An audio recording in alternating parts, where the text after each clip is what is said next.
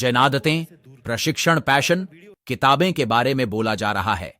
अभिलेख शर्म और डर को दूर करने के लिए एक वीडियो। हम में से बहुत से लोग इतनी बार शर्म या डर की स्थिति में होते हैं कि अक्सर हमें यह एहसास ही नहीं होता कि वे वहां भी हैं। शर्म और डर हमारे अधिकांश जीवन में इस हद तक की समानता है कि शायद ही कभी समझा जा सके। इसलिए हमारे दिन नींद के टुकड़े गिरद उम्र हैं। शर्म और डर के कुछ उदाहरण जो काफी सामान्य हैं।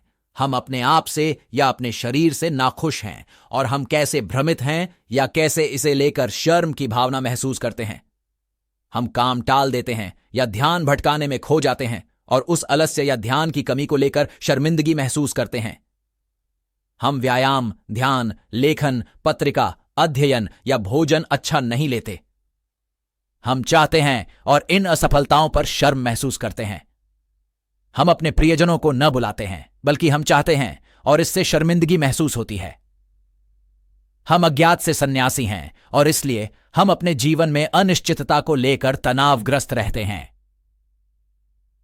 अगर हमें कोई प्रेजेंटेशन या भाषण देना होता है तो हमें चिंता महसूस होती है और इसलिए हम और भी बुरा करते हैं और इसके बारे में शर्म महसूस करते हैं या धीरे धीरे हम उन्हें कम आनंद ले सकते हैं। हम इस तरह की स्पष्टता के परिणामों के डर से सच नहीं बोलते हैं या कठिन बातचीत नहीं करते हैं। असमानता के डर या असहमति के कारण हम कठिन कार्य या आजीविका से दूर हो जाते हैं। हम आगामी समीक्षाओं, बैठकों, विश्वविद्यालयों के बारे में इस डर से तनाव में रहते हैं कि यह कैसे होगा। इसलिए हम डर के कारण हमें वह कार्य करने से अलग कर देते हैं जो हम चाहते हैं या उन कार्यों को कम आनंददायक बना देते हैं।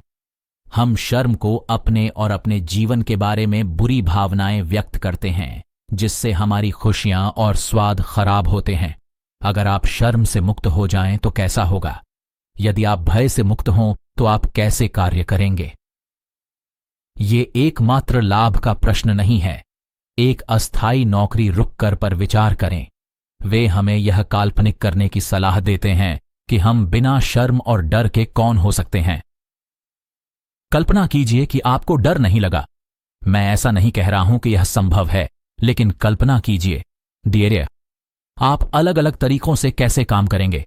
मेरे लिए, मैं अपने व्यवसाय में अधिक जोखिम उठा सकता हूं, क्षेत्र में आगे बढ़ सकता हूं। आमतौर पर मुझे डर लगता है।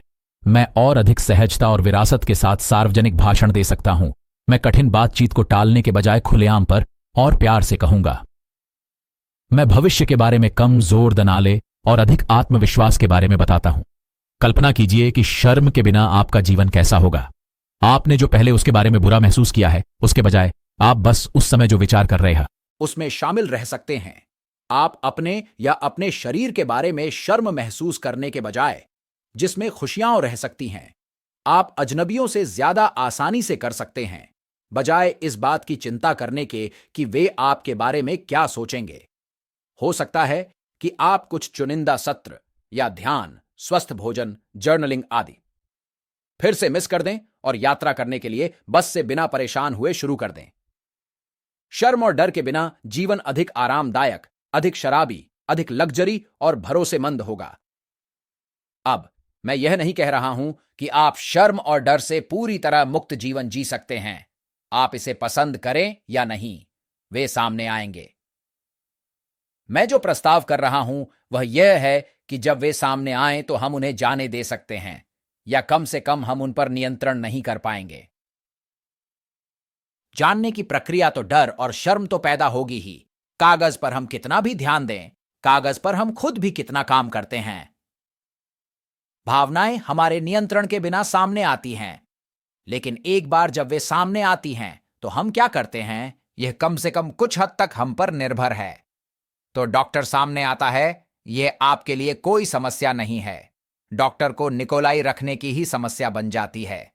यह डर हमें वह करने से मिलता जुलता है जो हम अन्यथा करते हैं, या हमारी खुशी को ठेस पहुंचाते हैं। यही असली बन जाता है। यह बात शर्म के बारे में भी सच है। चरण 1, जब शर्म या डर दिखाई दे तो हम नोटिस कर सकते हैं। टैब में हम उन्हें कोई बड़ी बात नहीं के रूप में देख सकते हैं। उन्हें कोई समस्या नहीं है, बस हमारे शरीर में एक भावना है। तो पहला कदम सिर्फ डर या शर्म के कारण होने वाली संवेदना को नोटिस करना है, बिना किसी निर्णय के, बस निर्देश देना।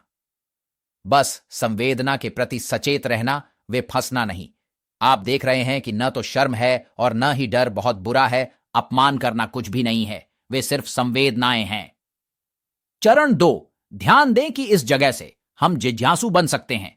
ऐसा लगता है यह कहां से आ रहा है। उदाहरण के लिए, हम शर्म महसूस कर सकते हैं और फिर उत्सुक हो सकते हैं कि यह हमारे शरीर में कैसा महसूस होता है। फिर ध्यान दें कि यह हमारे बारे में कुछ पसंद न करने की भावना से आ रहा है। हमें अपने बारे में यह बात क्यों पसंद नहीं आती? हमारे द्वारा बनाया गया कोई आदर्श या विशिष्टता क्या है जो इस लालच का कारण बनती है? शायद मुझे लगता है कि मुझे काम या व्यायाम करना चाहिए और मैं उस पर खरा नहीं उतर रहा हूं, डर के लिए। यह अक्सर विश्वास की कमी और अनिश्चितता की भावना से आती है। संभवतः हमारा भी एक आदर्श है कि कोई अनिश्चितता नहीं होगी, केवल स्थिरता और नियंत्रण होगा, और इसलिए जब यह आदर्श पूरा नहीं होता है तो उत्पन्न होता है। चरण 3, एक बार जब हम उस आदर्श को देखते हैं जो शर्म या डर का कारण बनता है, तो हम उसकी प्रति अपनी सहमति कम करना शुरू कर सकते हैं। आदर्श कुछ ऐसा है जो सहायक हो। यह हमें नुकसान पहुंचाने वाला क्या है? यह कहां से आया था? उस आदर्श और उसका जन्म वाले डर, शर्मिंदा होने के बिना हम कौन होते हैं? अपने आप को आदर्श के बिना कल्पना करें और इसे ऐसी तलाशें जैसे आप एक नई पोशाक पहन रहे हों। कल्पना कीजिए कि आप डर से मुक्त होकर अनिश्चित भविष्य पर पूरी तरह आश्वस्त हो रहे हैं। कल्पना करें कि आप अपने आप से पूरी तरह खुश हैं, जो आपको किसी को भी आदर्श से मुक्त होना चाहिए। चरण 4, इस नई पोशाक के साथ आदर्श की आपकी कमी शर्म डर का कारण बनती है। देखें कि इसके बिना दुनिया में घूमना कैसा होता है। डर के बिना आप कौन हैं? आप अपने आप में और दुनिया भर में विश्वास की भावना के साथ क्या घूम सकते हैं? क्या आप अपने साथी की भावना के साथ घूम सकते हैं? अपने प्रति प्रेम की भावना के साथ घूम सकते हैं? इसे आजमाएं और देखें कि क्या परिवर्तन होता है। देखें कि आप बिना शर्म या डर के क्या कदम उठाएंगे। देखें कि आप कैसे भिन्न हैं। निसंदेह यह कोई सरल या सीधी प्रक्रिया नहीं है। यह अपनी उंगलियां चटकाने इतना आसान नहीं है, लेकिन आप इसे आजमा सकते हैं और अभ्यास कर सकते हैं। धीरे धीरे आप उस चीज को छोड़ने में सक्षम नहीं हो सकते हैं जो आपको परेशान कर रही है, और इस जगह में उस किरदार को देखना शुरू कर सकते हैं जो तब मौजूद होता है जब हम रास्ते में आने वाली फिल्म को देखने जाते हैं।